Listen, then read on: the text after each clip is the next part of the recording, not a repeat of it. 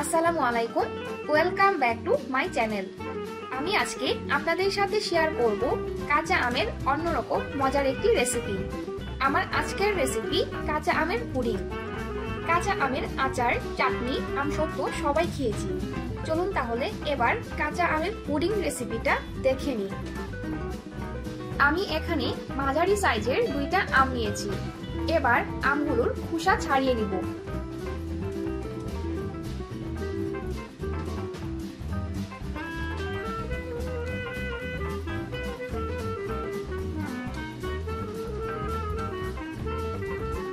খোসা ছাড়িয়ে নেওয়ার পর আমগুলোকে এবার ছোট ছোট টুকরো করে কেটে নিব। আমগুলোকে আমি ব্লেন্ড করব, তার জন্য একটু ছোট ছোট সাইজ করে কেটে নিতে হবে।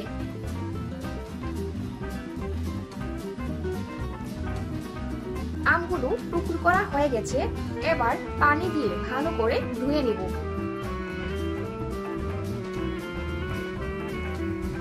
একটা ব্লেন্ডার জগে আমের টুকরোগুলো নিয়ে নিচ্ছি আর এতে দিয়ে দিচ্ছি 1 কাপ পানি। এবার ভালো করে ব্লেন্ড করে একটা মিহি পেস্ট তৈরি করে নিব। একটু সময় নিয়ে এটাকে ব্লেন্ড করে নিতে হবে। এবার একটা বাটিতে 1/4 কাপ কর্নফ্লাওয়ার নিয়েছি আর 1/4 কাপ পানি দিয়ে ভালো করে মিশিয়ে নেব। মিশিয়ে নেওয়া হয়ে গেলে একপাশে রেখে দিব। আমি ননস্টিকের একটা পাতিল নিয়েছি। এবার আমের পিউরিটা পাতিলে নিয়ে নিচ্ছি। এতে দিয়ে দিচ্ছি 1/2 কাপ চিনি। আপনাদের আমগুলো টক হলে চিনির পরিমাণটা বাড়িয়ে দিবেন। আমার আমগুলো মিষ্টি, তার জন্য 1/2 কাপ চিনি নিয়েছি। আর দিয়ে দিচ্ছি 1/2 চা চামচ বিট লবণ, 3 থেকে 4 ফোঁটা সবুজ খাবার রং। এবার সবগুলো ভালো করে মিক্স করে নিব।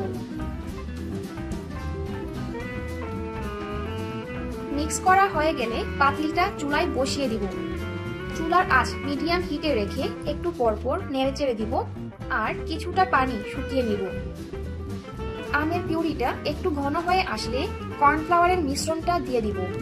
কর্নফ্লাওয়ার দেওয়ার সাথে সাথে অনবরত নেড়েচেড়ে দিতে হবে আর নাড়াচাড়া বন্ধ করা যাবে না, তা না হলে আমের পিউরিটা জমাট বেঁধে থাকবে। যেহেতু আমি আমের পুডিং বানাবো, তার জন্য একটু সময় নিয়ে জাল দিয়ে ঘন করে নিতে হবে। আমের মিশ্রণটা ঘন হয়ে এসেছে, এবার চুলা থেকে নামিয়ে নিব আর 5 মিনিটের জন্য ঠান্ডা করে নিব।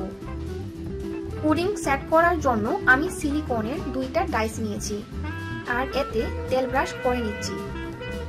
আমের পিউরিটা কিছুটা ঠান্ডা হওয়ার পর এবার ডাইসে ঢেলে দিচ্ছি। আমি স্টিলের বাটিতেও পুডিং সেট করে নিয়েছি। এবার এগুলোকে ঠান্ডা করে নিব, তারপর নরমাল ফ্রিজে রেখে দিব 2 থেকে 3 ঘন্টার জন্য।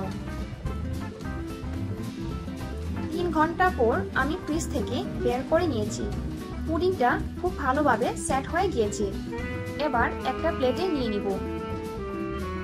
পুডিংটা একদম পারফেক্ট হয়েছে, যার জন্য ডাইস থেকে সহজেই বের হয়ে গেছে। তৈরি হয়ে গেছে মজাদার টক মিষ্টি কাঁচা আমের পুডিং। খুব সহজে এবং অল্প উপকরণে তৈরি করে নিতে পারেন এই পুডিংটি। এই ছিল আমার আজকের রেসিপি। পরবর্তী রেসিপি আসা পর্যন্ত সবাই ভালো থাকবেন, সুস্থ থাকবেন।